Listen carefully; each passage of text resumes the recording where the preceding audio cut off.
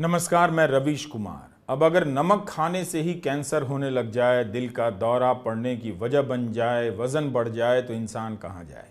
भारत के बाजार में मिलने वाले नमक के कई ब्रांड में माइक्रो प्लास्टिक मिला है। एक एनजीओ है टॉक्सिक्स लिंक जो पर्यावरण मामलों पर काम करती है। इसकी नई रिपोर्ट में दिखाया गया है कि नमक और चीनी में प्लास्टिक के सूक्ष्म कण मिले हुए हैं। इस संस्था ने बाजार से कई ब्रांड के नमूने लेकर जांच की है। चीनी और नमक में माइक्रोप्लास्टिक पाया गया है। अगर आप इस तरह के नमक और चीनी खा रहे हैं तो आपके स्वास्थ्य पर किसी ना किसी तरह असर पड़ेगा ही। इस अध्ययन में 10 प्रकार के नमक का परीक्षण किया गया है, जिसमें टेबल नमक भी है, सेंधा नमक है, समुद्री नमक है और स्थानीय कच्चा नमक भी शामिल है। इन नमूनों को ऑनलाइन प्लेटफॉर्म से खरीदा गया और बाजार से भी। नमक के 2 नमूने और चीनी के 1 नमूने को छोड़कर बाकी सभी ब्रांडेड थे, यानी कंपनियों के थे।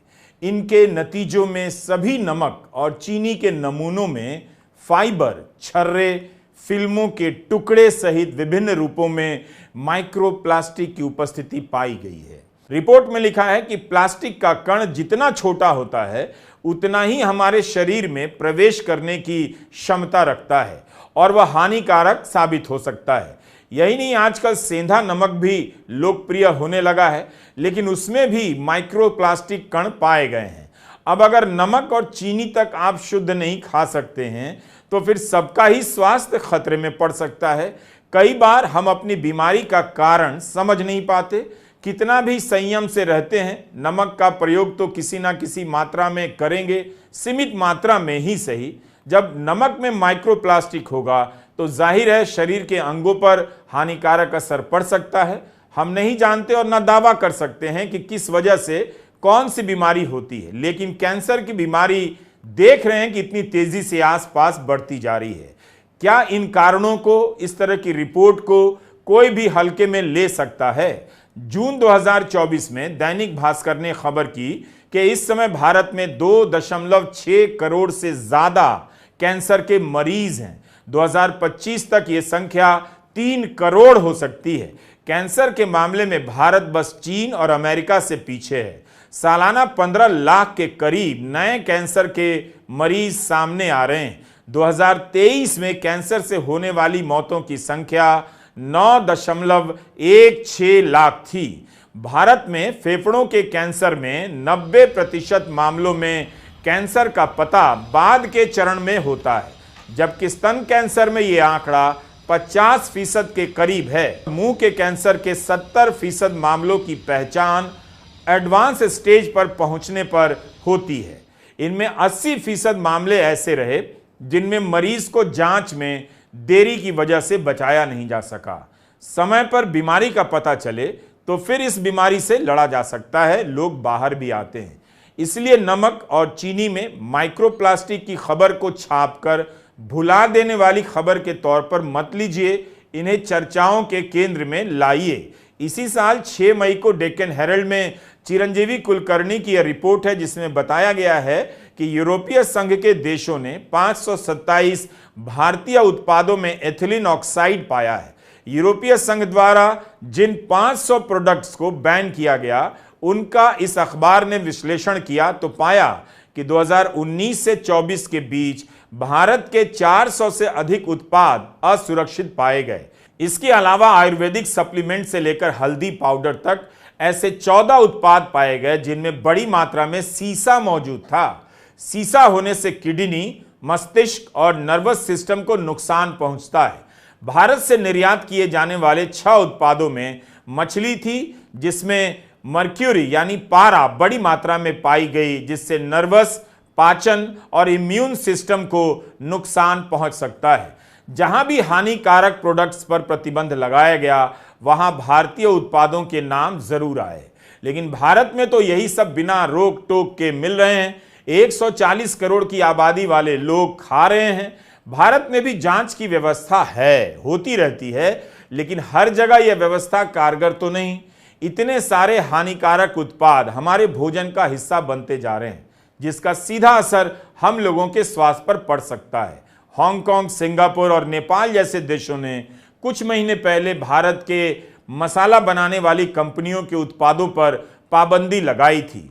हांगकांग और सिंगापुर के अधिकारियों ने 2 बड़े भारतीय ब्रांड द्वारा निर्मित कुछ उत्पादों का परीक्षण किया और उनमें एथिलीन ऑक्साइड पाया। यह एक कीटनाशक है जिसका उपयोग खाद्य उत्पादों में नहीं किया जाता। यह कैंसर का कारण बन सकता है। हांगकांग ने 4 मसाला मिश्रणों को वापस भेजने का फैसला किया। सिंगापुर में एक और भारतीय ब्रांड के मसाले को बाजार से हटा दिया गया। इसे हटाते समय हांगकांग के खाद्य और पर्यावरण स्वच्छता विभाग के खाद्य सुरक्षा केंद्र ने एक बयान जारी कर कहा, उसने अपने नियमित खाद्य निगरानी कार्यक्रम के तहत परीक्षण के लिए खुदरा दुकानों से मसालों के नमूने एकत्र किए। नतीजों से पता चला इनमें एथिलीन ऑक्साइड था। हालांकि तब मसाला उत्पादक कंपनी की ओर से यही जवाब आया। विश्वास दिलाया गया कि वे निर्माण, संग्रहण से लेकर भंडारण तक पूरी प्रक्रिया में कहीं भी एथिलीन ऑक्साइड का इस्तेमाल नहीं करते हैं। दरअसल एथिलीन ऑक्साइड को एक घातक कीटनाशक माना जाता है। नेशनल कैंसर इंस्टीट्यूट अमेरिका के अनुसार कमरे के तापमान पर एथिलीन ऑक्साइड एक मीठी गंध वाली ज्वलनशील रंगहीन गैस है। इसका उपयोग मुख्य रूप से अन्य रसायनों के उत्पादन में किया जाता है और कम मात्रा में इसका उपयोग कीटनाशक और स्टरलाइजिंग एजेंट के रूप में भी किया जाता है, जिसका उपयोग कपड़ा, डिटर्जेंट, दवा, चिपकने वाले पदार्थ और घोल बनाने में होता है।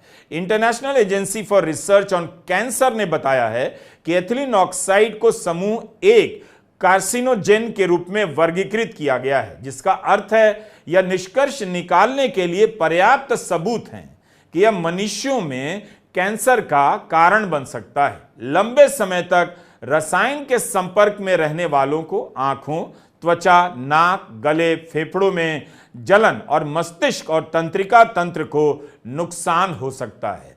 विदेशों में भारतीय ब्रांड के मसालों पर लग रहे पाबंदी के बाद भारत की खाद्य नियामक संस्था FSSAI ने उन कंपनियों के सैंपल की जांच की तो एथिलीन ऑक्साइड नहीं पाया गया। हालांकि मसालों में हो रहे मिलावट को लेकर कई देशों में जब भारतीय प्रोडक्ट पर बैन लगे तब FSSAI ने भी देश भर में 111 मसाला उत्पादकों के मैन्युफैक्चरिंग लाइसेंस रद्द कर दिए। तत्काल उत्पादन बंद करने का निर्देश दिया गया। जिन निर्माताओं के लाइसेंस रद्द हुए उनमें से अधिकांश केरल और तमिलनाडु से हैं। यहां तक कि गुजरात, महाराष्ट्र और मध्य प्रदेश की भी कई कंपनियां जांच के दायरे में हैं। पर जिन कंपनियों के लाइसेंस रद्द किए गए उनमें ज्यादातर छोटी कंपनियां थीं। बड़ी कंपनियों पर कोई कार्रवाई नहीं हुई। हमें बताया जाता है कि पैकेट बंद खाद्य में पैकेट के पीछे बारीक बारीक अक्षरों में जो कुछ भी लिखा होता है, खरीदने से पहले उसकी जांच करनी चाहिए, पढ़ लेना चाहिए। क्या हम ऐसा करते हैं? और मान लीजिए अगर हम ऐसा कर भी लें तो क्या हमारा इतना करना भी निश्चित करता है कि अब हमारे खाने में कोई मिलावट नहीं है? क्या हर व्यक्ति जानता है कि जो लिखा है उसे कैसे पढ़ना है और उसका क्या मतलब है, स्वास्थ्य पर क्या असर पड़ेगा? प्रसंस्कृत फूड को लेकर, प्रोसेस्ड फूड को लेकर इतनी रिसर्च रिपोर्ट आती है, फिर भी लोग दनादन खाए जाते हैं। केवल मसालों, नमक और चीनी को लेकर ही नहीं, भारत में बनी कुछ दवाओं को लेकर भी इस तरह की रिपोर्ट आई है।